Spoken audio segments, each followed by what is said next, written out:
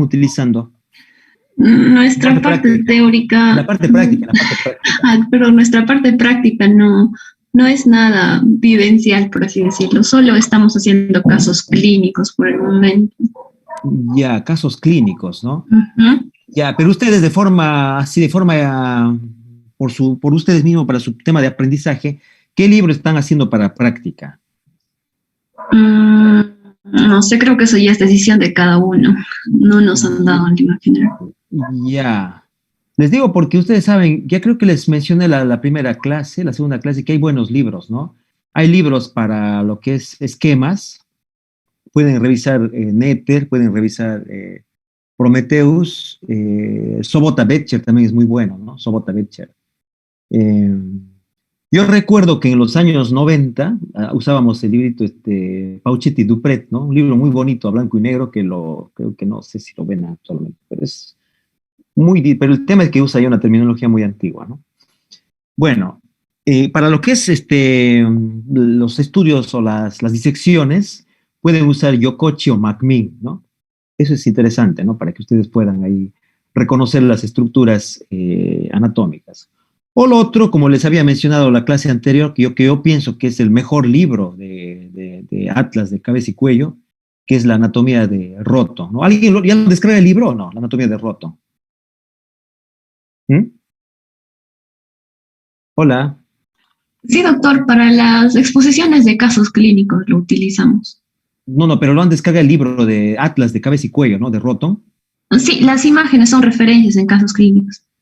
Claro, sí, porque ese es Ajá. el libro que para mí al día de hoy es el mejor libro en lo que es Atlas de cabeza y cuello, ¿eh? No hay otro. Macmillan no tiene esas imágenes, Yokochi no tiene esas imágenes, ¿no? Se ve ahí preparados anatómicos, con buenas disecciones por planos, ¿no? Para que ustedes puedan, digamos, hacer ahí el reconocimiento de estructuras. Muy bien, entonces empezaremos la clase de esta tarde para no retrasarnos. Vamos a compartir la pantalla. Un momento. Muy bien. Ok, vamos a empezar el segmento cuello, ¿ya? Muy bien, de acuerdo al sílabus, estaba viendo que son algo de 5 o 6 clases en las cuales la parte muscular está para el final, ¿no? Pero yo pienso que más bien vamos a adelantar. La parte muscular lo vamos a hacer mañana para determinar los límites y las regiones, ¿ya? Entonces hacemos la parte osteológica, hacemos músculos, luego vascularización y nervios, y finalmente las glándulas y órganos presentes en la vía aérea, ¿no? Glándulas, digo, tiroides, glándulas sublingual, submaxilar, y respecto a lo que es la vía aérea, hablaremos pues de laringe y faringe. El tema de laringe y faringe también lo va a desarrollar el doctor Tello, ¿ya? Como ustedes saben, el doctor es anestesiólogo y ellos ven bastante este tema, ya lo que es vía aérea. Muy bien, entonces vamos a ver algunas generalidades de región cervical. Muy bien. Como ustedes saben, ¿no? El cuello es una región situada entre la cabeza y el tórax. Es importante, pues, porque va, digamos, a albergar ciertas estructuras de vital importancia, ¿no? Como es la arteria carótida, ¿no? Va a dar paso a la vena yugular interna, al nervio vago, glándulas como la tiroides, órganos de la vía aérea como la laringe, también órganos de la vía digestiva, como es el esófago. Y fundamentalmente, también la médula espinal. Entonces, acá tenemos una vista anterior del cuello, anterolateral, ¿no? Anterolateral, la imagen es sacada de Nether, ¿no? Lo pueden ver. Es fundamentalmente para ver, digamos, cómo está topográficamente limitado el cuello, ¿no? Así tenemos acá una región suprayoidea, ¿no? Suprayoidea, una región infrayoidea, tomando en cuenta el hueso ioides, ¿no? Para que pueda delimitar esta región. Tenemos una región carotidia que corresponde al paso de la arteria carótida y una región supraclavicular. Más hacia arriba, cerca al gonion, encontramos, el gráfico nos muestra la región parotidia. Muy bien. Acá encontramos digamos, la vista posterior del cuello, ¿no? Del varón y de la mujer, digamos. Eh, digamos, en lo que llama la atención en la vista posterior es la protrusión ósea, que puede ser palpable. Ustedes pueden palpar en la parte posterior, en la nuca, la protrusión ósea que corresponde a la apófisis espinosa de la vértebra cervical 7. Ya es la estructura ósea más palpable. Todo esto se conoce, pues, como la nuca. ¿Ya? Esto es de un área de mucha importancia porque nos permite hacer, digamos, abordajes, ¿no? Abordajes a la región vertebral, ¿no? Cuando existen patologías que requieran cirugía, igual que la parte anterior, ¿no? Muy bien. Entonces, algunos límites nada más. No me gusta poner mucha letra en las diapositivas, pero por un tema digamos, de metodología le estoy poniendo nada más, como un pequeño resumen. ¿Ya? Entonces, límites tenemos, en la parte superior tenemos al mentón, el borde inferior de la mandíbula, el gonion, línea transversa hasta la apófisis mastoides, la línea curva occipital superior y la protuberancia externa. El borde inferior va a estar dado por la horquilla external, la clavícula, el acromion, la línea imaginaria, hasta la apófisis espinosa de C7. Y los bordes laterales determinados por el trapecio, por el músculo trapecio, ¿no? Acá tenemos este gráfico, perdón. Tenemos acá el mentón, el borde inferior de la mandíbula, el gonio, la apófisis mastoides. Esto en referencia al límite superior. Y el límite inferior, como mencionábamos, la horquilla external, la clavícula, ¿no? El acromio y la parte lateral por los bordes del músculo trapecio. Acá vemos los límites superior e inferior, pero de la cara posterior, ¿ya? La cara posterior. Tenemos hacia la parte inferior, como les había mencionado, la apófisis espinosa de C7, ¿ya? Esta apófisis, la apófisis cervical C7, la apófisis espinosa C7 es la que tiene mayor prominencia y la que puede ser palpado, ¿no? Y es un punto referencial para, digamos, determinar a qué vértebra interna corresponde, ¿no? Cada una de estas regiones, señores alumnos, en cada región yo puedo proyectar, ¿no? Yo puedo decir a qué nivel estoy, ¿no? A qué nivel. Por ejemplo, acá teníamos el hueso ioides, ya lo vamos a ver en un momento, el hueso ioides. El hueso ioides está aproximadamente a la altura de la vértebra cervical C3, ¿ya? Está aproximadamente al nivel de C3. Luego tenemos acá el cartílago tiroides, ¿no? El cartílago tiroides de la laringe, ¿no? El cartílago tiroides que forma la famosa manzana de Adán, ¿no? El borde superior del cartílago tiroides se encuentra a nivel de la vértebra C4, ¿ya? A nivel de la vértebra C4.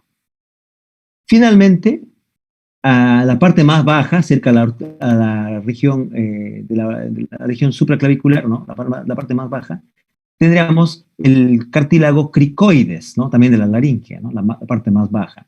Este cartílago cricoides corresponde con la vértebra cervical número 6, ¿ya? Eso no se olvide. El ioides con la cervical 3, el cartílago tiroides, borde superior, con el vértebra cervical C4 y el cartílago cricoides con la vértebra cervical número 6. Entonces son, digamos, puntos referenciales que debemos considerar para hacer nuestros abordajes o para la parte semiológica, ¿no? Entonces, hablamos pues de una anatomía de la superficie del cuello, en la cual podemos dividir en una región anterior y una región posterior, ¿no? Con todas las estructuras ya descritas, ¿no? Hemos hablado de la parte superior, la parte inferior, la parte central, ¿no? Cada una para la parte anterior, ¿no? Y para la parte posterior hemos mencionado la protuberancia occipital externa, ¿no? el relieve de los complexos, la fosita nucal, la fosita suboccipital, ¿no? O sea, todas las estructuras que ya hemos visto en el esquema, ¿no?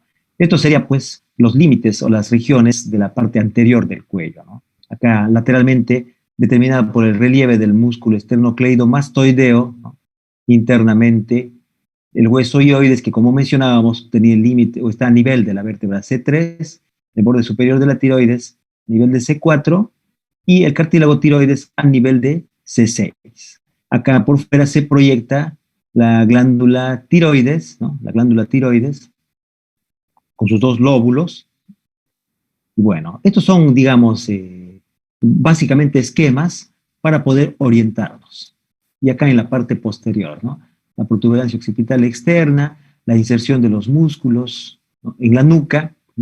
¿Qué me determinan estas fosas? La fosita de la nuca y la fosita suboccipital, mientras que lateralmente tenemos la apófisis o protuberancia mastoides del hueso temporal. Acá tenemos nuestra vértebra, la apófisis espinosa de C7, el borde lateral del trapecio y el acrómio. Entonces, eso solamente son generalidades del cuello, ¿no? Pero vamos a ir más específico, vamos a hablar de la columna cervical. Pero vamos a hablar, digamos, algunos aspectos importantes de lo que es la columna vertebral. Ya. No voy a incidir mucho en esta parte, solo lo estoy poniendo como referencia, ¿no? Porque el cemento es cuello y solo tenemos que, digamos, hablar básicamente de lo que es las vértebras cervicales, ¿no? Solamente como referencia mencionamos, pues, que la columna vertebral es una compleja estructura osteofibrocartilaginosa, ¿no? Que forma parte del eje axial del cuerpo. Sabemos que protege a la médula espinal, fundamentalmente, ¿no? Protege a la médula espinal, sostiene el peso del cuerpo, ¿no? Sostiene el peso del cuerpo. Proporciona un eje parcialmente rígido y flexible para el cuerpo, ¿ya? Participa en la postura y en la locomoción. Ustedes saben que está compuesto por 33 a 34 huesos cortos denominados vértebras, ¿no? Vértebras, los cuales se hallan unidos entre sí mediante fibrocartílagos que constituyen una articulación de tipo anfiartrósica. Puede tener una longitud de 70 a 71 centímetros. Entonces, es un esquema de Netter bastante general, ¿no? En la cual vemos la disposición de las vértebras, de la columna vertebral en general, ¿no? De las 34 vértebras. Puede variar, varía por lo que, digamos, en la fusión que se da en el sacro, ¿no? Varía por la fusión en el sacro. Pero tenemos, pues, números fijos, ¿no? Tenemos 7 vértebras cervicales, tenemos 12 vértebras dorsales, tenemos 5 vértebras lumbares y tenemos nuestras 4 o 5 vértebras que están fusionadas y nos forman el sacro, ¿no? Sacrocoxis. Entonces, la columna vertebral, como pueden observar, acá vemos una imagen, una vista frontal, ¿no? Acá tenemos una vista lateral o sagital y acá una vista posterior, ¿ya? Vemos en esta imagen, ¿no? La curvatura, ¿no? La curvatura que nos da en sí cada segmento vertebral. La columna cervical, para adelantarles, la columna cervical tiene aproximadamente una angulación, o sea, se encuentra en una lordosis fisiológica, ¿ya? No es recta, ¿ya? Se encuentra en una lordosis fisiológica que aproximadamente puede ir de los 25 a 30 grados, ¿ya? Eso es importante, ¿ya? Les pueden preguntar en su examen en qué digamos, cuál es la lordosis, la medida de la lordosis fisiológica, ¿ya? Lordosis fisiológica. Muy bien. Entonces, vemos que cada uno de estos, de las vértebras, tienen ciertas características, ¿no? Cada una de las vértebras tienen características. Entonces, para lo que es vértebra cervical, en general, ¿eh? Esto es en general, la vértebra cervical está compuesto por 7 vértebras, todas tienen agujero transverso, ¿ya, señores? Se caracteriza porque presenta agujero transverso. Muy bien. Luego tenemos las vértebras dorsales, que son en número de 12, y su carácter distintivo es la presencia en el cuerpo de hemicarías costales para la articulación con las costillas, ¿ya? O sea, estas vértebras presentan, tienen facetas articulares para las costillas. Luego tenemos a las vértebras lumbares, que como ustedes saben tienen un cuerpo bastante grande, ¿no? Y digamos, presenta además las famosas apófisis costiformes, ¿no? Las apófisis transversas, ¿no? En este caso se denomina apófisis costiformes. Tenemos a las vértebras sacrocoxígeas, ¿no? Presentes, digamos, en el sacro y que están fusionadas en un solo hueso, ¿no?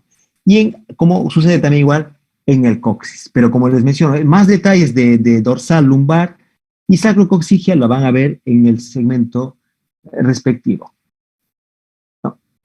Acá tenemos la vértebra cervical, la vértebra torácica, ¿no? En los esquemas. Vemos la lordosis fisiológica. La lordosis fisiológica existe tanto para vértebra cervical como para vértebra lumbar, ¿ya? Ahí existe una lordosis fisiológica, ya no se olviden, lordosis fisiológica. Bien, entonces, digamos, eso es visible, ¿no? En el plano sagital, ¿no? En el plano axial y coronar, en el plano frontal, como vemos en esta imagen, las patologías podrían observarse más, por ejemplo, cuando tenemos casos de cifoescoliosis, ¿ya? O sea, la vértebra puede estar lateralizada a un nivel o al otro. Muy bien. Entonces, vamos a hablar de acá lo que les mencioné. Algunas patologías, ¿no? Cifosis, ¿no? La posición normal. Posición normal que incluye una lordosis fisiológica cervical, una lordosis fisiológica lumbar y una cifosis dorsal. Esa es la posición normal. Cuando tenemos alteraciones, encontraremos pues una lordosis, en este caso la vértebra lumbar está bastante marcada, ¿no? Una cifosis, ¿no? En la cual existe una alteración torácica. Acá tenemos una escoliosis, existe una lateralidad digamos, en una angulación del eje vertebral. Tenemos una columna en posición normal, ¿no? En vista sagital, y acá una columna en posición normal, pero en vista anteroposterior. Doctor, una consulta. Sí, digo usted. Hay algunos libros que mencionan sobre la escoliosis fisiológica a nivel dorsal alto. A nivel dorsal alto, sí. No es escoliosis, sería cifosis, doctor. Porque escoliosis no es normal. Puede haber variación, sí. Pero a nivel dorsal alto lo que tenemos es una cifosis. Porque para hablar de escoliosis, tenemos que, por ejemplo, acá en el esquema solamente se le muestra nada más la angulación, ¿cierto? Pero existen parámetros, por ejemplo, una angulación mayor de 20 grados de acuerdo al ángulo de Cobb, ¿ya? Para eso nosotros hablamos de escoliosis, ¿no? Lo que sí mencionamos es una discreta cifosis, como vemos acá, ¿no? A nivel dorsal. ¿Ya? A nivel dorsal. Ok. Entonces vamos esto es en general, ¿ya? En general ustedes saben, lo van a ver en el segmento respectivo, ¿no? Ustedes saben que cada vértebra presenta un cuerpo vertebral, ¿no? Un cuerpo vertebral que tiene sus características para cada una. Tenemos un agujero vertebral donde pasan la médula espinal rodeada del saco dural. Tenemos apófisis transversas, a diferencia que en las vértebras cervicales tienen agujeros transversos por donde pasa la vena, por donde pasa la arteria vertebral, ¿no? Asciende la arteria vertebral y donde regresa la vena vertebral también. Tenemos apófisis espinosas, que también tienen sus características. Para lo que es vértebras cervicales están bifurcadas, ¿no? Mientras que en la parte dorsal tienen más bien una disposición oblicua y en las vértebras lumbares más bien una disposición recta. Tienen apófisis articulares, ¿no? Tienen láminas vertebrales, ¿no? Que unen la apófisis espinosa con el cuerpo, y también los pedículos, ¿no? Presentes entre el cuerpo y las apófisis transversas. Muy bien.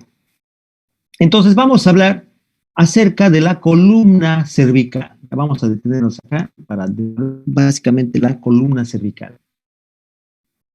Bien. A ver, como ustedes saben, está compuesto por 7 cuerpos vertebrales, ¿no? Se caracteriza porque, como mencioné, presenta una lordosis fisiológica.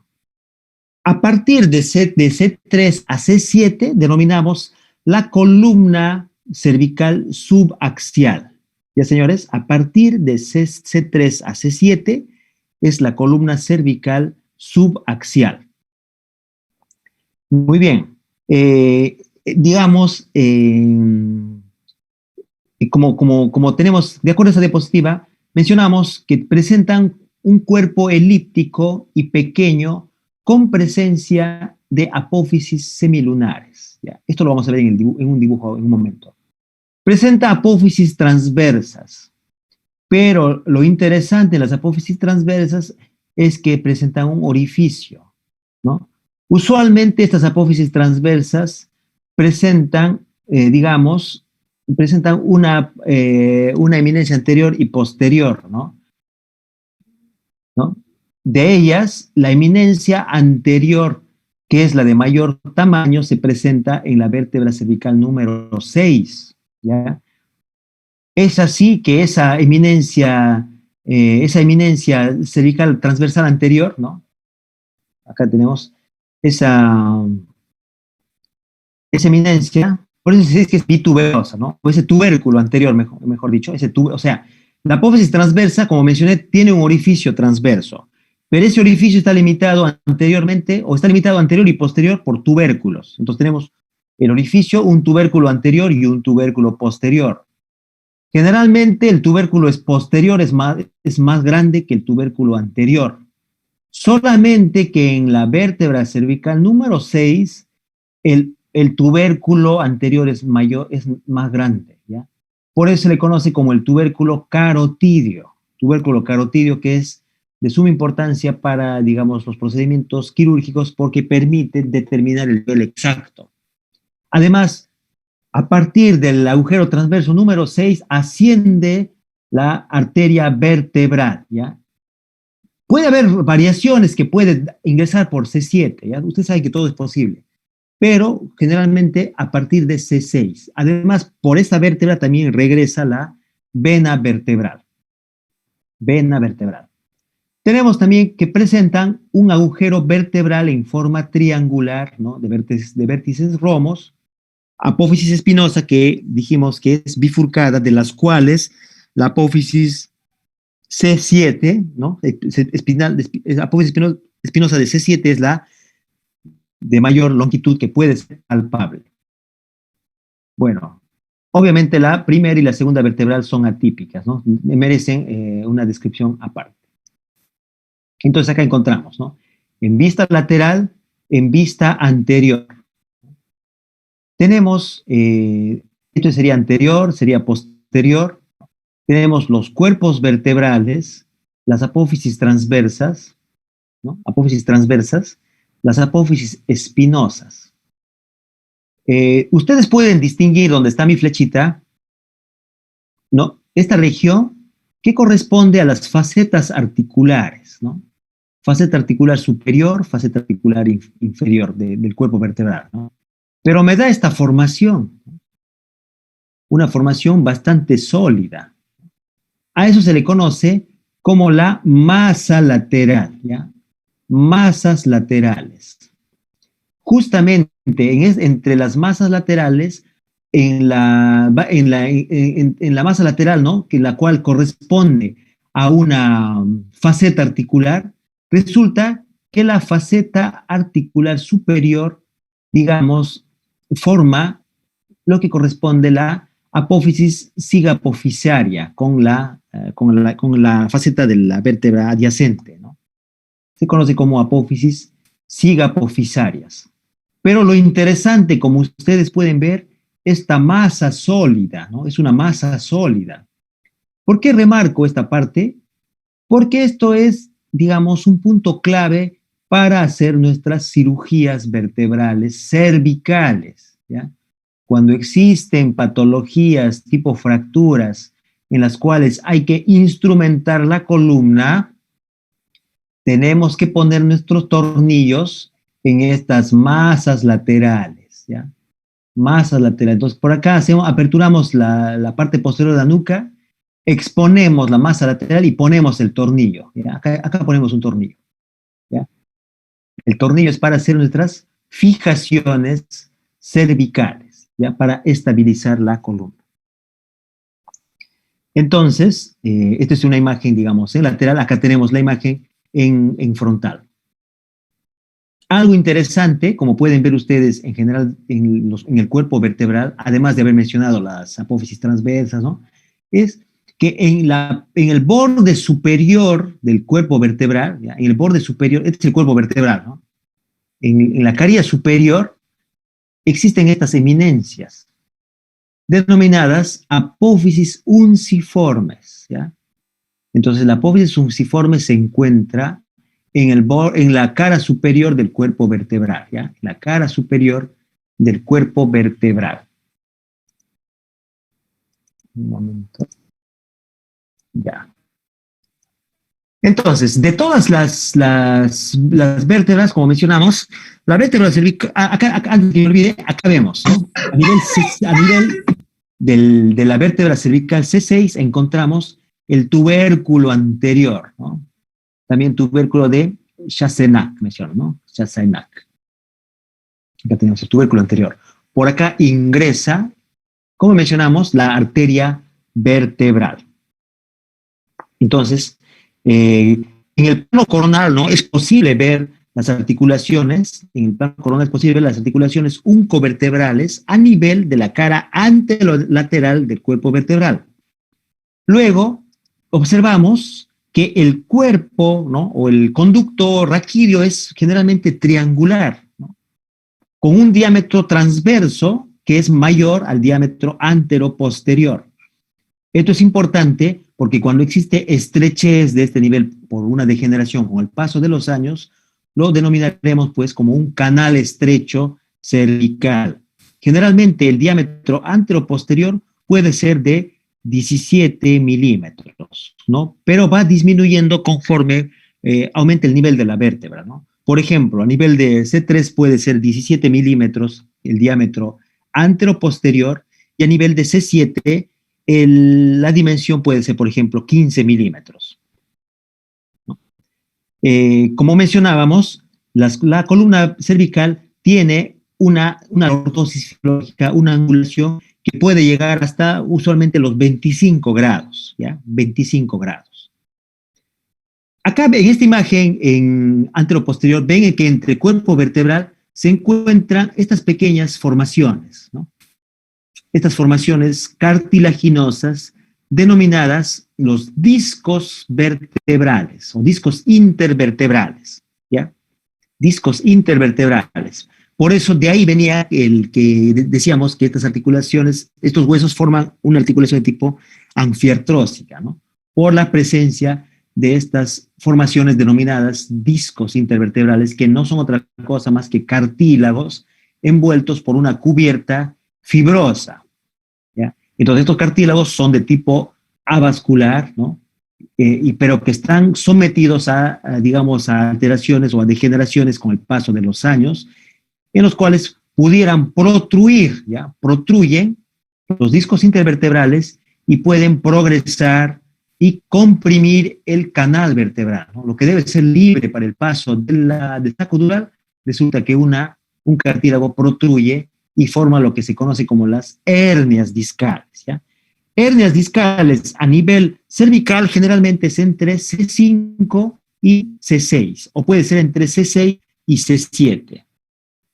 ¿Qué más? Respecto a lo que es en aspectos generales, generalmente los estudios biomecánicos muestran, digamos, una flexión y extensión máxima a nivel de C4, C5 y C5, C6. ¿Ya? Ahí se da generalmente el movimiento de mayor flexión y extensión, C4, C5, C5, C6. Mientras que la región con menos motilidad o menos movilidad se da entre C7 y T1. Señorita delegada, ¿está llevando ya radioanatomía? No, doctor, todavía. Ya, muy bien. Eso les menciono porque para lo que es la parte radiológica es importante, ¿ya? Es importante para lo que es determinar las posiciones, ¿ya? En qué secuencia debe ser tomar una placa cervical. ¿Por qué hago hincapié en esta parte? Porque generalmente a nivel de C7 y T1 es difícil verla en una placa radiográfica simple, ¿no? Porque está ya, digamos, superpuesta a otras estructuras, ¿no? Que tapan esta parte, ¿no? Eso se le conoce radiológicamente como el silencio radiográfico, ¿no? Entre C7 y T1. Muy bien. Entonces, solamente para, digamos, complementar lo que se dijo, ¿no? Un cuerpo vertebral. En el cuerpo vertebral dijimos que en su borde superior se encuentran las apófisis unciformes, ¿ya? Apófisis unciformes, como es lo que estoy marcando con la flecha, ¿ya? Las apófisis unciformes. Tenemos acá los pedículos que se encuentran entre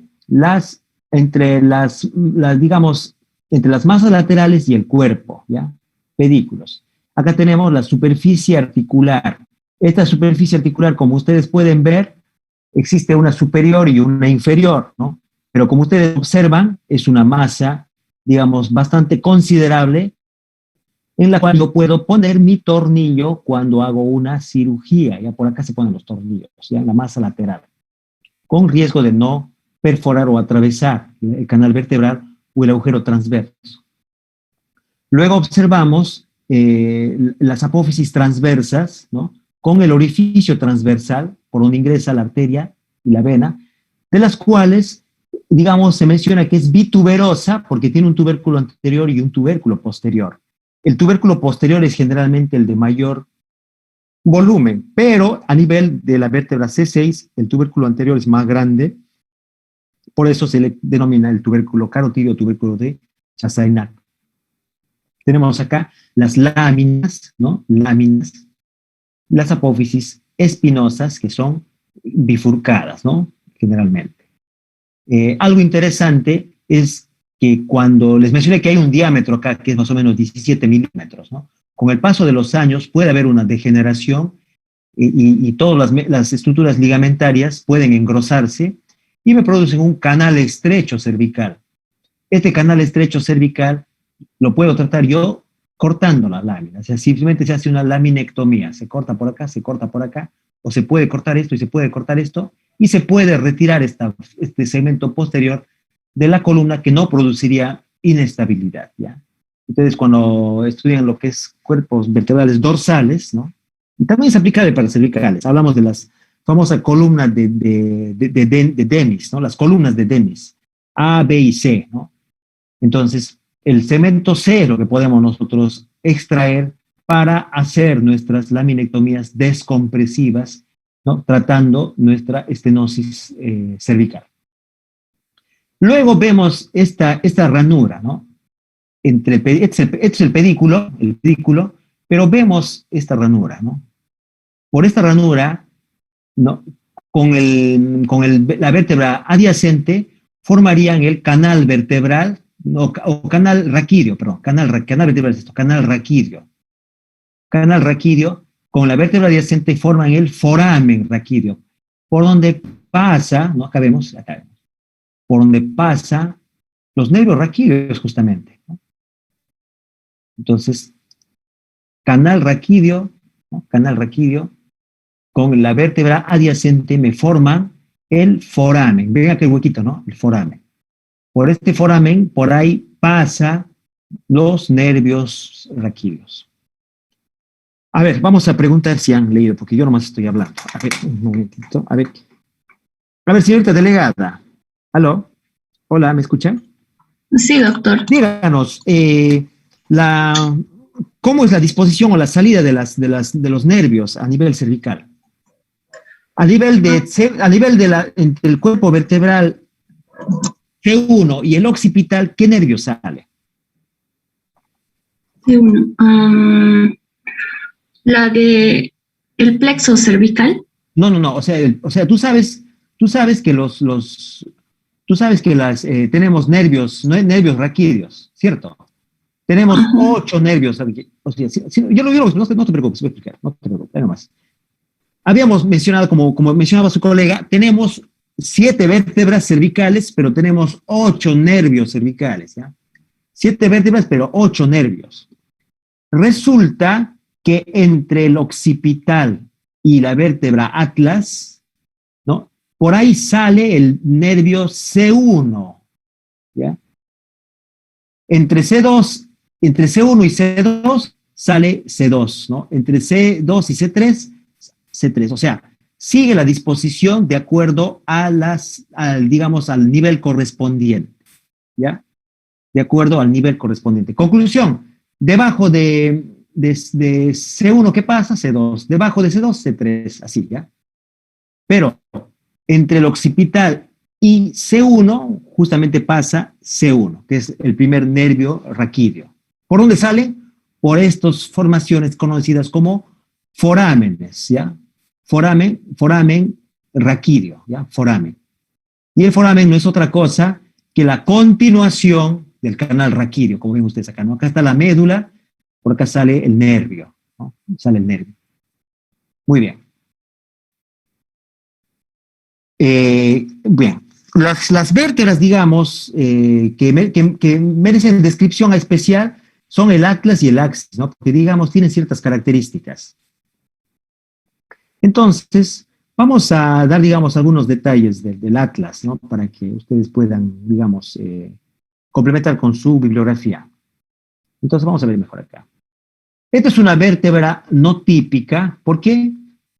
Porque tiene una forma anular, carece de cuerpos vertebrales, carece de pedículos, carece de láminas, carece de apófisis espinosas, pero posee, ¿no? Al contrario, más bien cuenta o posee con 2 arcos, ¿no? Un arco anterior, un arco posterior. Presenta masas laterales, ¿no? Las masas laterales están igual en todas las vértebras, ¿ah? Las masas laterales sí están en todas las vértebras, ¿no? Masas laterales. Solo que en el atlas es algo particular porque en sus masas laterales, en su cara superior, se encuentra justamente la cavidad glenoidea que la va a articular con los cóndilos del occipital. ¿Ya? Entonces sus masas laterales con sus facetas articulares superior, que es la cavidad glenoidea, su faceta articular inferior, también el orificio transverso por donde pasa la arteria vertebral, ¿no? La arteria vertebral sale, ¿no? E ingresa, ¿no? Vamos a ver en un momento un esquema, ¿no? Donde vemos el paso de la arteria vertebral, ¿no? El paso de la arteria vertebral, en la cual también pasa el ramo o el nervio C1, ¿no? Cervical C1, en este canal vertebral. Entonces, bueno, esto ya lo hemos descrito. Esta vértebra atlas va a estar articulada, ¿no? A través de las cavidades glenoideas con los cóndilos del occipital. Va a estar articulado con el cóndilo del occipital. Pero también se articula con el axis, con la apófisis odontoide del axis, mediante diversas estructuras ligamentarias. Así tenemos fundamentalmente el ligamento transversal, el ligamento cruciforme. ¿Ya? Eso lo vamos a ver en un momento. Acá tenemos en su canal vertebral el paso del saco dural con la médula espinal, ¿no? Acá donde está mi flecha correspondería al canal raquídeo. Por este canal raquídeo, por acá va a pasar, por acá va a pasar, estaría pasando la arteria vertebral con el nervio C1, cervical C1. No se olviden, la arteria vertebral tiene segmentos, no es que pase así, nada más así al azar, tiene segmentos. Entonces, algo interesante del atlas es que el tubérculo anterior, digamos, ¿no? El tubérculo anterior es el sitio, digamos, de inserción del ligamento longitudinal anterior y del músculo largo del cuello, ¿ya? En el tema músculo vamos a ver las inserciones, ¿no? Pero acá se inserta el ligamento longitudinal anterior y el músculo largo del cuello. Mientras que en el tubérculo posterior, ¿no? El tubérculo posterior también van estructuras musculares como es el músculo recto menor posterior de la cabeza, porque la mayoría van a la apófisis espinosa del axis, ¿no? En este caso solamente pasa el recto menor posterior de la cabeza. El agujero magno, si recuerdan ustedes, del occipital, que no lo tengo en la imagen, como ustedes saben, se encontraba en la fosa posterior y tenía una parte endocranial y exocranial, ¿no? En la parte exocranial es lo que se encontraban los cóndilos que se articulaban con la cavidad glenoidea del axis. Pero la apófisis, el foramen magno, si ustedes recuerdan, el foramen magno del occipital presentaba un punto craniométrico anterior y un punto craniométrico posterior, ¿no? El punto craniométrico anterior se conocía como el famoso vasio, ¿no? Y el posterior como el opistio, ¿ya? El opistio. Muy bien. Usualmente la arteria vertebral y el primer nervio vertebral, como estaba mencionando, se alojan en este surco superolateral, ¿ya? En este surco superolateral o surco arterial, ¿no? Pero usualmente se dice que en menos del 15% de la población este surco puede estar cubierto y forma lo que se llama el foramen arcuato, ¿ya? O sea, esto está cubierto todo este surco y se llama el foramen arcuato. Entonces el foramen arcuato se encuentra en este surco superolateral donde da paso al nervio C1 y a la arteria vertebral. Bien, eso respecto al atlas. Ahora respecto al axis, ¿no? El axis también es interesante porque presenta una apófisis odontoides que tiene la forma de un diente, ¿no? Y digamos, este apófisis odontoides va a estar articulada mediante ligamentos con la cara posterior del arco anterior del atlas, ¿no? Formando una articulación de tipo trocoide, ¿no? Se menciona que refuerza esta articulación con el ligamento transverso y con otros ligamentos que lo vamos a ver, ¿no? Bueno, presenta también una apófisis transversa con orificios transversales, apófisis espinosas bifurcadas. Entonces acá mencionamos que el axis, ¿no? El axis posee cuerpo vertebral, pedículos, ¿no? Apófisis transversas, apófisis articulares, láminas, apófisis espinosas, y lo más llamativo es la apófisis odontoides, ¿no? La apófisis odontoides. Este axis, digamos, presenta también lo que se denomina el istmo vertebral, ¿no? El istmo vertebral está, digamos, está presente entre los pedículos, ¿no? Entre los pedículos, más o menos acá, entre los pedículos y las masas laterales, ¿ya? El istmo vertebral.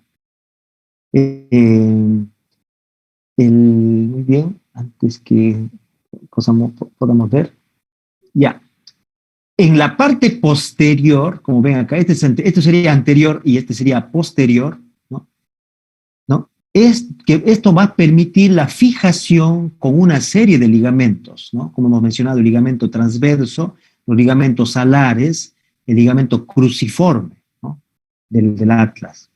Además, va a dar paso al ligamento longitudinal posterior, ¿no? Si acá teníamos en el atlas el ligamento longitudinal anterior, ¿no? Por detrás tendremos, pues, al ligamento longitudinal posterior. Esta cabeza del atlas también es interesante porque recibe irrigación, ¿no? Recibe irrigación, y como todo cuerpo tiene que tener un soporte arterial, ¿no? Entonces tenemos acá la punta y la base de este apófisis odontoides, ¿no? Se menciona, pues, que la base de la apófisis odontoides, ¿ya? La base de la apófisis odontoides recibe irrigación de ramas de la arteria vertebral, ¿ya? La arteria vertebral. Mientras que el ápice, ¿no? O sea, la punta, el ápice, recibe sangre, digamos, de ramas apicales de la arteria hipoglosa. Eso ya se llama la circulación anterior, ¿ya? El ápice es de la arteria hipoglosa y la base de la arteria vertebral. En general, eso forma todo un complejo, ¿no? Que se conoce como la unión cérvico-occipital, ¿no? O cráneo-occipital, o cráneo-vertebral, perdón. Esto todo en general va a estar irrigado por la arteria vertebral y la arteria occipital, solo que para apoyos odontoides, tiene esas pequeñas detalles, ¿no? El ápice por ramos apicales de la arteria hipoglosa y la base por los ramos de la arteria vertebral. Muy bien. La apófisis espinosa, como vemos atrás, que es bifurcada, presta inmersión a estructuras ligamentarias y también a músculos, ¿no? Los músculos que llegan a la apófisis espinosas, tenemos al oblicuo menor posterior de la cabeza, ¿no? Eso lo vamos a ver en el músculo de la nuca, ¿ya? El oblicuo menor posterior de la cabeza, tenemos el músculo recto mayor posterior de la cabeza. El recto y el oblicuo. Eso se insertan acá en la apófisis espinosa bifurcada del axis. Muy bien. Acá tenemos un cuerpo vertebral en general, que esto corresponde, pues, no es C6, es C7, ¿ya? Porque si fuera C6 tendríamos que ver más, digamos, con más detalles estos tubérculos, ¿no? Simplemente es para mencionar nada más, ¿no? El tubérculo carotidio anterior en C6, ¿no? El tubérculo de Chassaignac, y en C7, que esto sí corresponde, donde es una vértebra de transición, ¿no? C7 es de transición porque tiene muchas características similares a las vértebras dorsales, ¿no? Y la apófisis espinosa es bastante prominente, ¿no? Menciona que tiene mayor longitud y sus agujeros transversos pueden ser inconstantes, ¿ya? Los agujeros transversos pueden ser inconstantes. Entonces, nuevamente, es importante mencionar, digamos, la parte de las salidas nerviosas, ¿no? Como hemos mencionado, las raíces nerviosas cervicales salen del conducto raquídeo por encima de su nivel correspondiente, ¿no? Como les he mencionado, por encima de su nivel correspondiente. Por ejemplo, la raíz de C2 sale por encima del pedículo de C2. ¿Ya? ¿Qué más? La raíz de C1 y C2, ¿no? Forman lo que en el caso de C1 forma el nervio suboccipital y en el caso de C2 forma el nervio occipital mayor, ¿ya? Nervio occipital mayor. Muy bien, hemos mencionado esto, estamos mencionando acá, hemos mencionado el axis. Muy bien, entonces el siguiente tema en las vértebras es hablar, digamos, del paso, nada más de la arteria vertebral. ¿Ya? Resulta que las arterias, la arteria vertebral está dividido en 4 segmentos, ¿ya? 4 segmentos. Y lo catalogamos generalmente con como tiene la vertebral, ¿no? Hacemos B1, vertebral 1, o sea, B1, B2, B3, B4. B1 sería, digamos, el segmento extraforaminal, ¿ya? Extraforaminal es porque se origina desde la subclavia, ¿no? Desde la subclavia hasta el ingreso por el agujero transverso. Entonces es una vértebra que está por fuera de los agujeros transversos, está por fuera de C6, ¿no? Entonces se conoce como el segmento B1 o extraforaminal. Luego tenemos desde la apófisis agujero transverso C6 hasta su salida en el atlas, ¿no? En el surco lateral del atlas, tenemos el segmento B2 o segmento intraforaminal, ¿no? Porque está ocupando los orificios transversos, ¿no? Intraforaminal. Luego, desde el atlas, ¿no?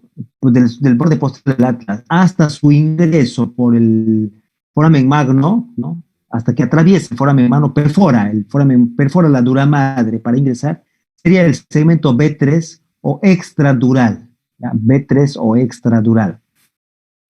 Finalmente, el ingreso ya dentro dentro de la región dural, ¿no? A nivel de fosa posterior, sería ya el segmento B4 o intradural. El segmento B4 es la que se forma, la que se fusiona con el del lado contralateral y forma ya la arteria basilar, ¿no? Pero en este caso nos corresponde solo hablar del segmento B2, B3, ¿no? B3 que es el extradural, B3. Entonces B1, extraforaminal, B2, intraforaminal, B3, extradural y B4, intradural. En su examen se les puede preguntar, ¿no? La arteria cerebelosa póstero inferior, ¿es rama de qué segmento de la arteria vertebral? Usted dirá, es rama del segmento B4, o sea, intradural, ¿ya? Intradural, ¿no? Este es el ejemplo nada más para tener en cuenta, tomar a consideración que a partir de del agujero transverso C6 asciende, ¿no? Solo que acá el dibujo no está muy esquemático, ¿ya? No es muy claro. Acá es donde podemos ver el ejemplo, miren. Esto sería B3, ¿no? B3, ¿no? Porque una vez del paso del agujero transverso, rodea y, digamos, se direcciona para dirigir hacia el foramen magno, ¿ya? ¿No? O sea que la arteria, digamos, la arteria vertebral, digamos, abandona el agujero transverso de C2, ¿no? Abandona el agujero de transverso de C2, del axis, ¿no? Donde se transforma algunos mencionan que ahí puede transformarse en el segmento, ¿no? Pero generalmente se acá en C1, ¿no? Se transforma en el segmento C3, ¿no? Y se proyecta en sentido lateral, más o menos a 45 grados, digamos, rodeando el surco para poder ingresar al foramen magno, ¿no? Toda la unión cráneo-cervical, como mencioné, la unión cráneo-cervical está irrigada principalmente por ramas de la arteria vertebral, la arteria occipital, ¿no? Mientras para la apófisis odontoides existían esas variaciones, ¿no? De acuerdo a que sea el ápice o sea la base. Asimismo, la región cervical, de eso lo vamos a ver en el tema de linfáticos, ¿no? Porque esta es una región muy rica en ganglios linfáticos, ¿no? Pero también existe un sistema de drenaje linfático, ¿no? Que fundamentalmente va a estar dirigido hacia los ganglios cervicales profundos y retrofaringios, ¿no? Eso lo vamos a ver más adelante, ¿no? Por ejemplo, se habla del síndrome de Grisel, ¿no? En la cual existe una inestabilidad de la unión cráneo-cervical, pero con inflamación retrofaringia concomitante, ¿no? O sea, la inflamación de los ganglios a ese nivel. Muy bien, entonces eso sería básicamente cosas puntuales de lo que es los huesos de la región cervical. Vamos a hablar ahora acerca del hueso hioides. Entonces, este es el único hueso que no, es un hueso impar, ¿no? Un hueso impar que no se articula con ningún otro hueso, solo está fijado mediante ligamentos y músculos. Tiene la forma de un epsilon, ¿no? De ahí su nombre hioides, ¿no? Lo llaman así, epsilon. Este hueso tiene mucho que ver con el tema de la evolución, ¿no? Si ustedes ven anatomía comparada, van a ver, digamos, ciertas características que han originado la evolución con el paso de los años. Como mencionamos, se encuentra a nivel aproximadamente de C3, ¿no? Del cuerpo vertebral C3. Presenta un cuerpo y, digamos, cuernos, ¿no? Este cuerpo tiene una cara anterior que es convexa y una cara posterior que es cóncava, ¿no? La cara anterior del cuerpo va a dar unión, digamos, o va a dar fijación, ¿no? El cuerpo y las astas, ¿no? El cuerpo va a dar unión o inserción a los músculos, en este caso sería el genioideo, geniogloso, y a músculos infrayoideos. Esa es su cara anterior, ¿ya? ¿No? Mientras que los cuerpos, ¿no? Como mencionamos, pero los cuernos pueden ser cuernos mayores y cuernos menores. Presenta dos bordes, un borde superior, un borde inferior. En el borde superior se encuentran los cuernos menores. Pero respecto a esto, en los cuernos o astas, ¿ya? Cuernos o astas, en el cuerno menor o asta menor se inserta el ligamento estiloioideo, ¿ya? En el asta menor o cuerno menor se inserta el ligamento estiloioideo. Mientras que en el cuerno mayor se van a insertar los músculos estiloioideo, el músculo. También en la polea de reflexión del músculo digástrico. Ya, eso lo vamos a ver en músculos suprayoideos e infrayoideos. Muy bien. Nada más. Finalmente, vamos a hablar acerca de la articulación, digamos, de las estructuras ligamentarias, ¿ya? De esta unión occipito-atlantoide, de esta articulación occipital C1. Miren, van a existir diversos medios de fijación, pero lo que damos, digamos, esto lo voy a dejar para su teoría, ¿ya? Esto queda para su teoría. Lo que nos interesa justamente son estos, los ligamentos. Vamos a ver acá un corte transversal, ya. Acá tenemos un corte sagital. Entonces acá tenemos el foramen magno, ¿no? Esto sería anterior, sería posterior, el foramen magno. Este borde del foramen magno se conoce como el vasio, ¿ya? El vasio, ¿no? Porque está justamente cerca al clivus, ¿no? El vasio. Y el borde posterior, ¿no? Correspondería al, acá sería el borde posterior al opistion, ¿ya? Vasio, opistion. Entonces, todo esto está rodeado o está delimitado por ligamentos. Tenemos acá más anterior el ligamento longitudinal anterior, como pueden observar ustedes, ¿ya? El ligamento longitudinal anterior, ¿no? Que se extiende o que se insertaba, como mencionamos, en el arco anterior del atlas hasta el clivus, ¿no? Luego, eso es anterior. Luego, posterior a ello, tenemos, en esta misma columna anterior, tenemos el ligamento longitudinal posterior, ¿ya? Ligamento longitudinal posterior. Todo esto me delimita el canal raquídeo, ¿ya? O canal vertebral. Todo es el canal raquídeo. Acá tenemos los arcos, en este caso sería el arco del atlas, y en las siguientes vértebras sería solamente las láminas, ¿no? Que me forman el canal raquídeo cervical, ¿no? Este canal raquídeo cervical generalmente es más grueso a nivel de C6. Ustedes saben, cuando tengamos que ver el tema del plexo cervical, ¿no? Las raíces que salen del plexo cervical. Tenemos el plexo cervical que se forma desde C1 a C4, ¿no? Teníamos también la salida del nervio frénico, ¿no? Entre C3 y C5, ¿no? Pero el mayor engrosamiento estaría a nivel de C6. Entonces, eso sería, digamos, en un corte de tipo sagital. Pero esto sería una vista posterior, ¿no? Una vista posterior.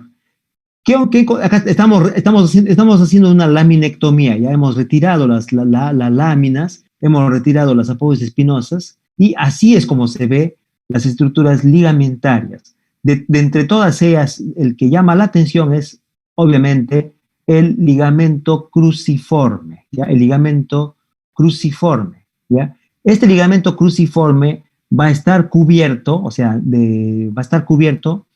por todo el ligamento longitudinal posterior y por la membrana tectoria, ¿no? que es la que va a unir, la membrana tectoria une el borde superior del atlas con el vasio, ¿no? Con el vasio.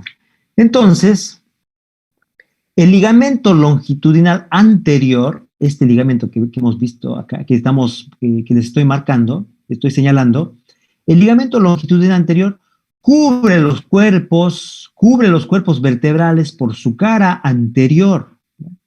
Y evita la hiperextensión, ¿ya? Evita la hiperextensión. Mientras que el ligamento longitudinal posterior cubre los cuerpos vertebrales por su cara posterior y evita la hiperflexión, ¿no? Evita la hiperflexión.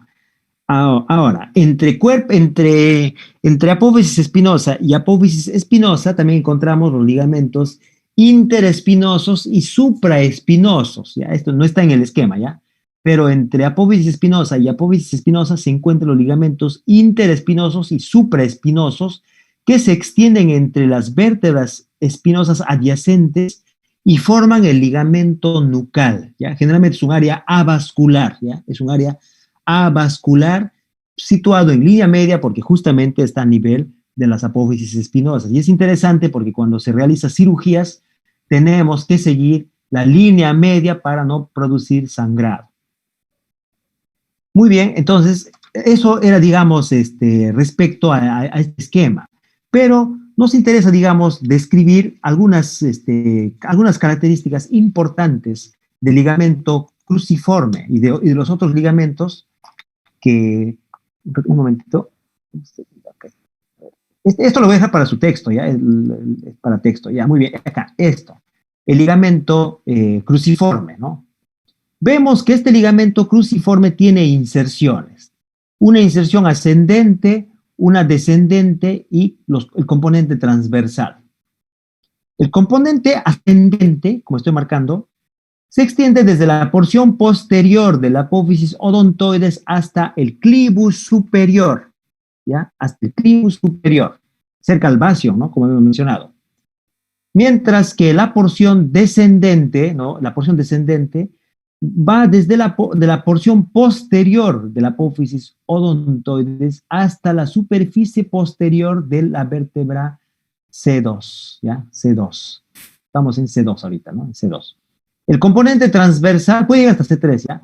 El componente transversal se extiende desde los cuerpos o desde los tubérculos se extiende desde los tubérculos mediales de las masas laterales de C1 hasta la porción posterior de la apófisis odontoide, ¿ya? De la apófisis odontoide, es el componente transversal, ¿no? Desde las masas laterales hasta la porción posterior de la apófisis odontoides. En general, el ligamento cruciforme, ¿no? En general, el ligamento cruciforme, en su componente transversal, es el principal ligamento estabilizador de esta articulación, ¿ya? El componente transversal es el principal ligamento estabilizador de la articulación o de la unión occipito-cervical, al mantener la apófisis odontoides fija contra el arco de C1, ¿no? Con lo que evita subluxación anterior del atlas sobre el axis, ¿no? Y permite el movimiento de rotación axial, ¿no? El movimiento de rotación axial. Mientras los fascículos ascendentes y descendentes, ¿no? Fascículos ascendentes y descendentes ofrecen estabilidad mínima. O sea, fundamentalmente, la mayor función se da gracias al componente transversal. Acá vemos un corte muy pequeño, el ligamento alar, ¿no? Ven acá el ligamento alar que une el atlas con el occipital, ¿no? Están en color azul. En el esquema, dos porciones, ¿no? Porción occipital que va desde el vértice de la apófisis odontoides hasta los cóndilos del occipital, y una porción atloidea que va del vértice de la apófisis odontoides hasta las masas laterales del atlas, ¿ya? Hasta las masas laterales del atlas. En general, el par de alas, de estos ligamentos alares, en general, digamos, realiza o, digamos, limita los movimientos de rotación y de inclinación lateral hacia el lado contralateral. Además, puede limitar el desplazamiento del atlas en sentido anterior, ¿no? Finalmente, la membrana tectoria, ¿no? Hemos visto en los esquemas, ¿no? La membrana tectoria. Acá ven este corte. Tenemos un corte horizontal por la articulación atlantoaxoidea medial, ¿no? La membrana tectoria en su extensión a este nivel. Pero en general, ¿no? Acá, en la membrana tectoria. Acá, mira, ven la membrana tectoria, ¿no? La membrana tectoria, cubierta por el ligamento longitudinal posterior, ¿no? La membrana tectoria se encuentra en la cara posterior de los cuerpos vertebrales, ¿ya? En la cara posterior de los cuerpos vertebrales, ¿no? Y se continúa con el ligamento longitudinal posterior. Ya, la función en general, o sea, rodea toda esta unión occipito-cervical, la membrana tectoria, ¿ya? porque digamos, realiza hasta una circunferencia entre todo C1 y el occipital, ¿no? Rodea. Pero en general se menciona que su función es debatida.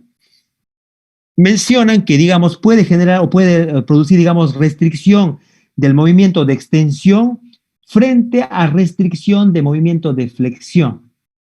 En general, evita que la apófisis odontoides comprima la porción anterior de la médula cervical, fundamentalmente, ¿ya?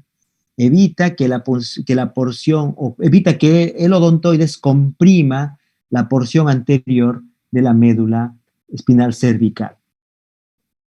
Finalmente, tenemos el ligamento longitudinal anterior, ¿no? Ligamento longitudinal anterior, que se inserta, pues, como mencionábamos, en la cara anterior de los cuerpos vertebrales y, digamos, en su función habíamos mencionado que evitaba la hiperextensión y la distracción, mientras que el posterior evitaba más bien la hiperflexión. Muy bien. Eso sería, digamos, respecto a las estructuras ligamentarias, ¿no? De la unión occipito-cervical. Esto les estoy dando básicamente para texto, para que lo puedan leer.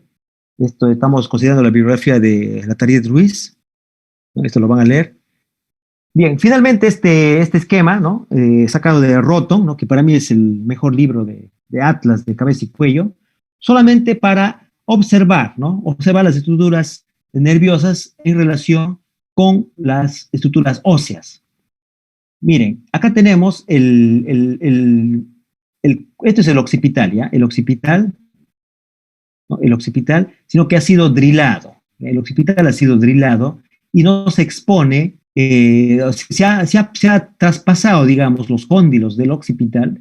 Eso se realiza, ¿ya? Eso se llama se llama el abordaje paralateral, ¿ya? En la cual tenemos que retirar todo el saco dural, ¿no? El saco dural. Acá tenemos C1. C1 se ha retirado el arco posterior del atlas.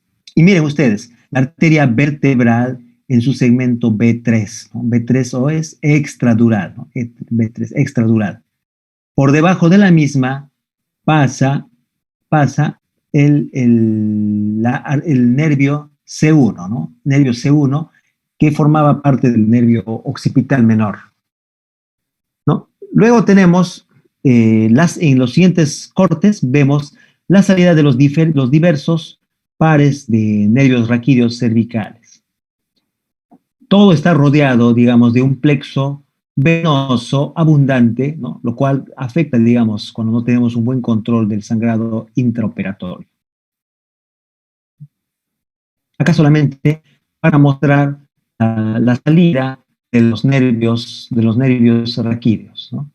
Tenemos la arteria vertebral, el nervio C1, acá tenemos el nervio C2 y sucesivamente. Tenemos el saco dural, tenemos acá las diferentes raicías nerviosas, que ya es tema de neuroanatomía, que lo van a ver con el doctor Santa María, me parece. Muy bien. Bien, eso sería nada más el tema de esta clase. Mañana vamos a coordinar si hacemos músculos o en todo caso el día miércoles, ¿ya? Señorita delegada. Sí, doctor. Sí, en un momento le voy a enviar unas diapositivas, ¿ya? Toda la bibliografía lo estamos sacando de Latariet Ruiz, los esquemas de Netter y de Roton, ¿ya? ¿Alguna pregunta? Ya, yo voy a preguntar entonces, porque me quedan todavía 5 minutos. A ver, si han estado atentos. A ver, ¿quién es la alumna Urrutia?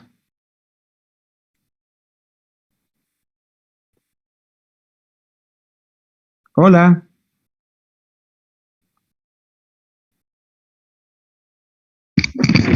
Presente, doctor. Buenas tardes. Sí, todavía tenemos 5 minutos. Sí, vamos a ver si hemos estado atentos. Ya, dígame usted, voy un ratito.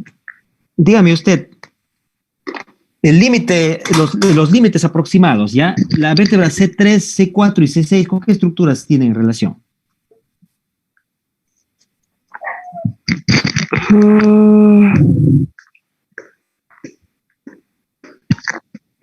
C3 con qué, C3 con qué, ¿Con qué estructura cartilaginosa tiene relación C3?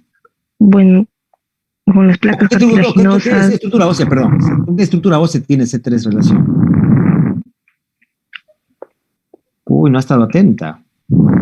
C4. Entre ellos, doctor. Bueno, No, las ¿con qué apófisis estructura? transversas.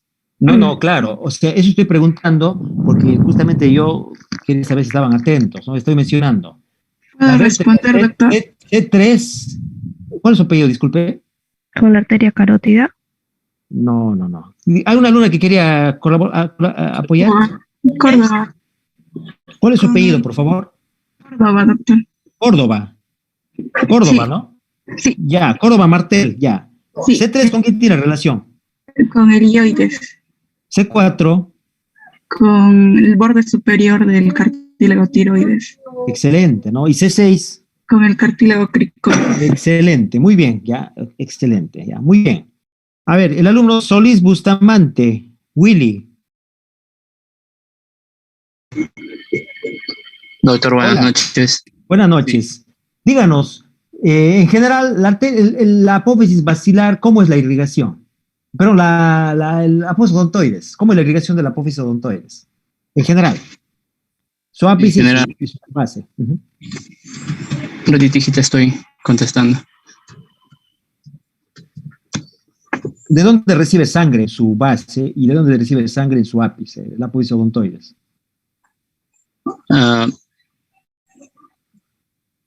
Uy, no han estado atentos. Profesor, disculpe, ¿puedo participar? Sí, ¿cuál es su apellido, por favor? Villegas. Villegas, ya, señor Villegas. Díganos, ¿cómo es la irrigación de la apófisis odontoides? Su base está irrigada por ramas de la arteria vertebral Así es. y muy bien. su ápice está irrigado por ramas de la arteria hipoglosa. Excelente, muy bien, lo felicito. Muy bien, excelente. Villegas, ¿no? Y finalmente, el último alumno, Mandujano Rubín. Buenas tardes, doctor. Presente. ¿Cómo está? Buenas tardes. ¿Cuánto es la angulación de la lordosis fisiológica de la columna cervical? Entre 25 a 30. Generalmente 25, ¿ya? Más es 25, ¿ya? 25 grados. ¿Ya? Excelente, muy bien. Muy bien, señores alumnos. Entonces, gracias. Entonces, con esto estaríamos concluyendo la clase de esta tarde. Mañana o mañana voy a tratar de podernos reunir, o en su defecto el día viernes, para poder recuperar todo, ¿ya? Y hacemos músculos, revisen todo lo que son músculos de las regiones y los triángulos también, ¿ya? Los triángulos, los músculos. Y la siguiente semana tendrían que hacer con el doctor Tello el segmento faringe y laringe. ¿Ya? Porque hacemos músculos, luego hacemos vasos y nervios, y quedaría pendiente nada más la parte con el doctor Tello, ¿no? Lo que es vía aérea. Uh-huh. Muy bien.